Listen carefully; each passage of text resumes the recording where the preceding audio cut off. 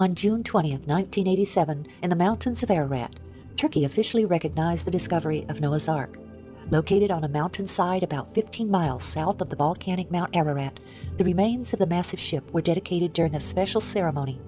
Guest of honor was Ron Wyatt, due to his 10 years of research at the site.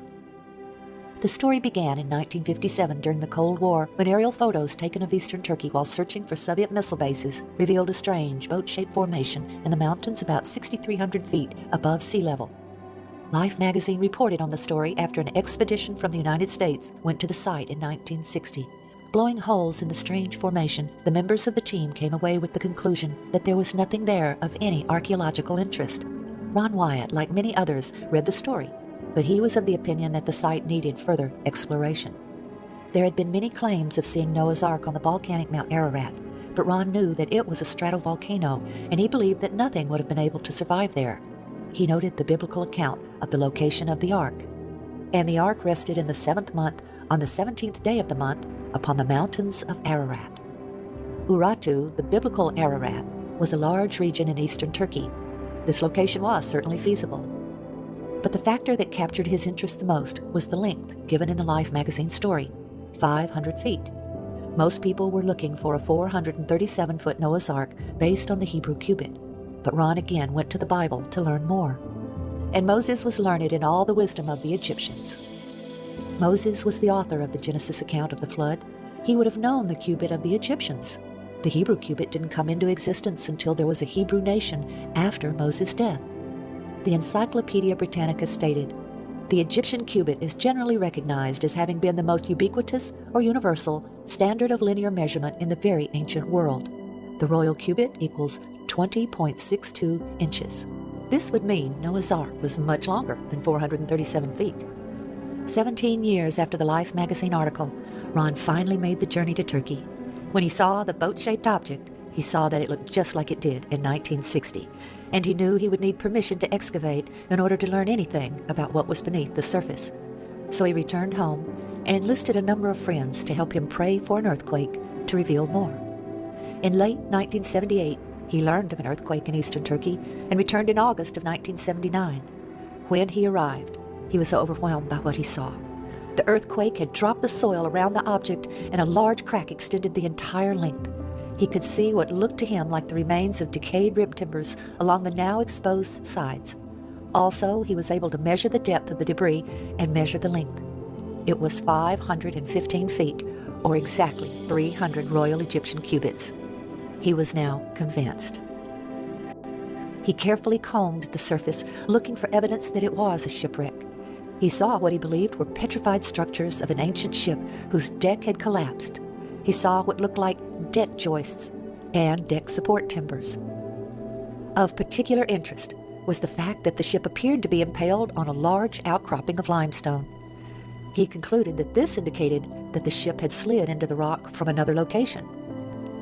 Before he made his first trip to Turkey, he had done an experiment in a nearby lake, building mountain configurations out of rocks and floating a boat model by them to see the reaction of the boat. He noted that a crescent shape caused the water to pull the boat into the crescent, where the boat remained and gently floated. The present location did not fit with the results of that experiment, so Ron decided to examine the area above the boat shape. The site was in a moving mud flow, so he followed the mud flow up the mountainside. About a mile and a half up, he found a crescent shape of mountains. He saw that the mud flow began up here. When he arrived near the top of the ridge, he found an ancient stele, like an ancient billboard, which depicted the boat shape, the familiar mountain ridge, several birds, and 8 faces within the boat shape. Clearly, this was a reference to the ship of Noah and its 8 survivors. He noticed a taller mountain peak on the stele that was no longer visible from that location.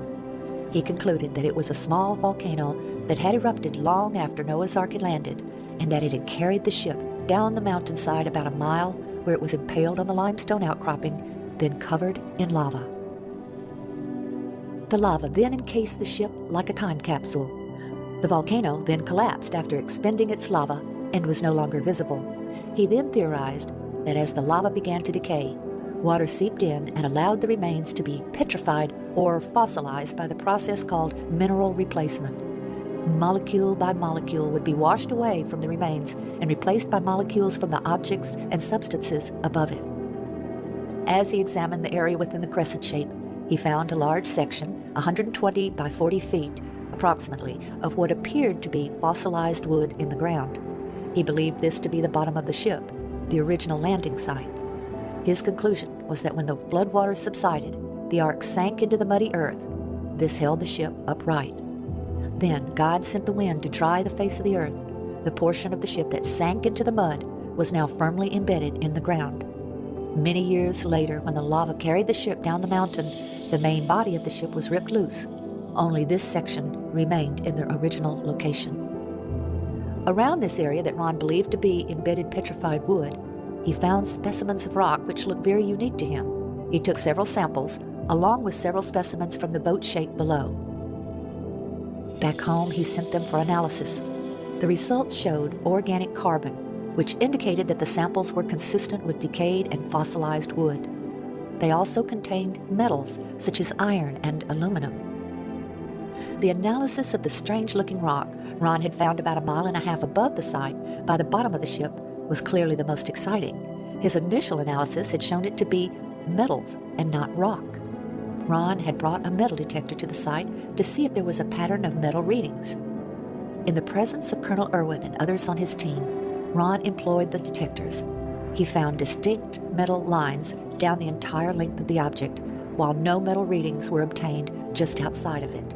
Colonel Irwin sent the specimen to Los Alamos National Labs, where geophysicist John Baumgartner performed the analysis. The results of that analysis captured Dr. Baumgartner's interest. The specimen contained manganese, also titanium and aluminum, among others, and these were not in the form found in nature. The exciting evidences of the metal lines and the analysis of the specimens brought 2 new researchers into the work, Dr. Baumgartner and David Fassel, a marine salvage expert who knew all about ships and their construction. They both joined the team. Keep walking. Do you want a measuring tape to measure these things, how far apart they are? Dr. Baumgartner and Ron scanned the entire site with 3 different types of metal detectors. Placing rocks at each metal reading, they then attached tapes to show the lines. The next step was subsurface interface radar. All right, the lines are there! The lines are there!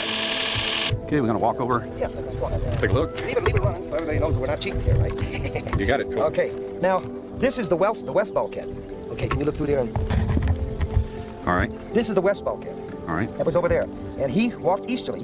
Here we start getting the longitudinal bulkheads. Here, here, here, here, here, here, here, here. Okay. Here. You see there how it shows up? Right. The initial scans were very impressive, showing internal structure consistent with bulkheads and rooms. But to be sure they were interpreting the data correctly, Ron took the scan printouts to Geophysical Survey Systems, the developer and manufacturer of the radar. This data does not represent natural geology. It's a man-made structure.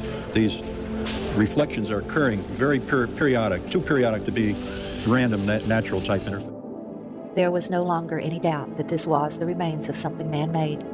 In late 1986, the Turks announced their decision. The ceremony was set for June 1987. During that ceremony, the governor asked Ron to demonstrate the radar on site for the journalists and military officials. When Ron showed them a readout that he said looked like an intact timber, the governor then instructed a soldier to dig right there. What emerged was this petrified section of fossilized hand-wrought timber. Sectioning showed it to be laminated wood, 5 layers of timber glued together with pitch, clearly visible oozing from the end. This fossilized specimen shows that rivets were used in its construction. Their analysis showed that they contained iron, titanium, and aluminum, among other things, very sophisticated alloys that would be resistant to water. More complete radar scans revealed a ship, although damaged and collapsed in places, of very intelligent, modern design with a ramp system at the door which led to each level. In 1990, Ron performed what he called a mini excavation, where he took shovels and bent the blades into a giant razor. He and his associates then shaved off a very thin layer from one section, smoothing it to show the color difference between the structure members and the matrix.